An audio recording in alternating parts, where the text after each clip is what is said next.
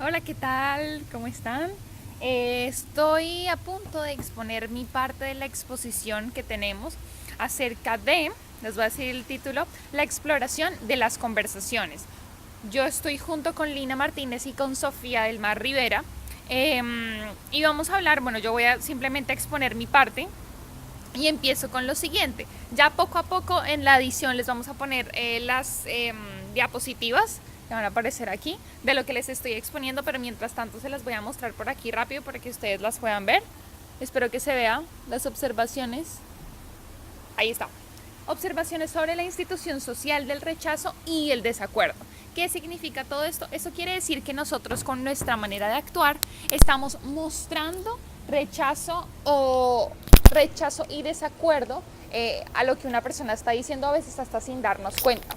Entonces, el libro simplemente daba ciertas descripciones acerca de que cuando uno recibe rechazo o desacuerdo, generalmente es muy fácil de detectar por lo que la persona hace, ya sea por sus expresiones faciales o por la expresión de sus manos o por las primeras palabras que dice al que uno le dé una propuesta. Entonces, hay una característica principal y es que cuando una persona está demostrando, sin querer demostrar rechazo o desacuerdo, es que primero se demora en responder. Eso es lo primero que pasa, se demora en responder. Es una irrupción antes de la respuesta o dentro de ella. Es como, por ejemplo, tú le propones, ¿quieres ir a comer un helado a no sé dónde? Y quieres ir a comer un helado Titán y la persona es como, y se demora en responder, eso ya es muestra cierto rechazo o desacuerdo, es decir, que no quiere hacerlo, ¿sí? Y va muy ligado con el segundo, que son vacilaciones, es decir, que esa persona tiene esas muletillas que es o inhalaciones o exhalaciones, como eso ya muestra como que no hay una intención en hacerlo, ¿sí? Y preámbulos como un bueno, o muestras de acuerdo como sí, pero un sí dudoso, ¿sí? Esos son como tres factores que te van a ayudar a darte cuenta cuando una persona tal vez no te lo diga directamente, pero con su manera de responder ya te das cuenta como no, esa persona no quiere. También están las atenuaciones, esa es la cuarta, que son las disculpas o apreciaciones como, ay, qué pena, pero es que tengo que hacer esto. Y va muy ligada con la de explicaciones, que son excusas, aclaraciones, justificaciones o razones. Entonces como, ay, no puedo porque es que tengo que visitar a mi abuelita que hace 3 días está en el hospital y y entonces empiezas a explicar y es que yo no he almorzado y es que yo no me he lavado los dientes, yo no sé, te empiezas a dar explicaciones. Y como que el libro decía como que nosotros a veces decimos no sin decirlo. Si se han dado cuenta que en todas las expresiones anteriores que he usado nunca he dicho que no, simplemente es que decimos no sin decirlo. Entonces estas son ciertas como herramientas que nosotros como seres humanos usamos en nuestro lenguaje para decir que no queremos o evadir ciertas cosas. Siguiente, les voy a mostrar una imagen que tengo aquí, espero que se las puedan mostrar ellas ahí. Ahí está, ¿sí ven? Ay, esta no es, perdón, aquí está, aquí está. Aquí está, perdón. Esta es, ya les voy a explicar las imágenes. Dice, observaciones sobre la institución social del rechazo y el desacuerdo. Entonces, decía la lectura, que el habla no es simplemente un medio trivial, sino que mediante ella es como experimentamos, producimos y mantenemos la vida social. No sé si ustedes se habían dado cuenta, pero obviamente en comunicación social en esta carrera uno se da cuenta de la importancia del lenguaje. Y el libro lo que decía es que gracias al lenguaje es que nosotros mantenemos nuestra vida social. Entonces por eso puse esta foto aquí, la de abajo, la del show humorístico en Estados Unidos, que gracias al lenguaje es como nosotros interactuamos con las demás personas, o sea, vean la magnitud que tiene el lenguaje.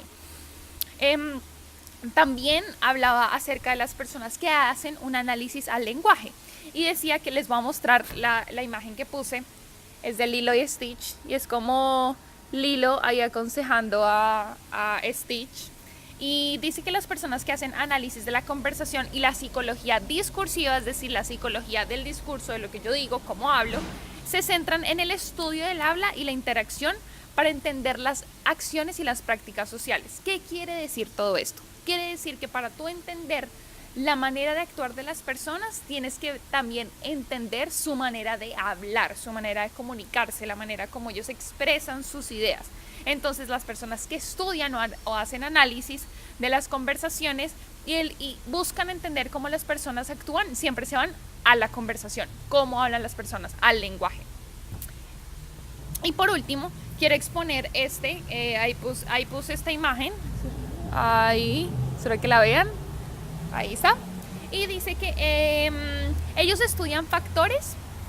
Bueno, para estudiar el lenguaje, sigo con la misma línea de lo que les venía diciendo. Dice que ellos estudian la manera en que los hablantes se turnan la palabra. Es decir, si estamos en una conversación, uno puede empezar a analizar cómo las personas están turnando la palabra entre ellos. ¿Quién habla más? ¿Quién habla primero? ¿Quién dice más argumentos? ¿Qué tipo de información están dando? Segundo, el modo en el que habla se moldea a partir de las acciones anteriores y da forma a la que sigue. Es decir, la manera en cómo tú organizas tus palabras para dar un argumento, para explicar, para hablar. Como después es muy fácil de analizar. Yo, para decirles todo esto, ustedes me pueden hasta analizar a mí la manera en cómo yo les he explicado esto, ¿sí? Y la manera como yo les he explicado esto, ustedes se pueden dar cuenta de mi manera de ser, de mi manera de explicar, de mi manera de hablar, ¿sí? Y ya para terminar, dice que se hace un análisis mediante el que a partir de acciones, contextos y situaciones se organiza la institución social del habla y de la interacción. Eso suena rarísimo, pero significa simplemente que, lo mismo que les he dicho antes, simplemente que mediante el habla tú puedes darte cuenta de la institución social en la que las personas viven y cómo interactúan. Entonces es simplemente la importancia del habla, la importancia de tú darte cuenta de cómo están hablando las personas para entender también mucho de su contexto social. Uno se puede ir a distintos sectores en Bogotá y tú te vas a dar cuenta que de acuerdo a la manera como las personas hablan, también viven. Entonces tú, así sea tú no estés viendo a la persona, pero si tú la escuchas hablar, tú te vas a dar cuenta muy fácilmente, esta persona es de tal parte, viene de tal sitio, sus papás deben ser así, su mamá debe ser así, come tal cosa. Es impresionante cómo uno se da cuenta de cómo es una persona o cómo es un grupo de personas de acuerdo a su manera de hablar. Con eso termino la explicación de mi tema. Muchas gracias. Chao.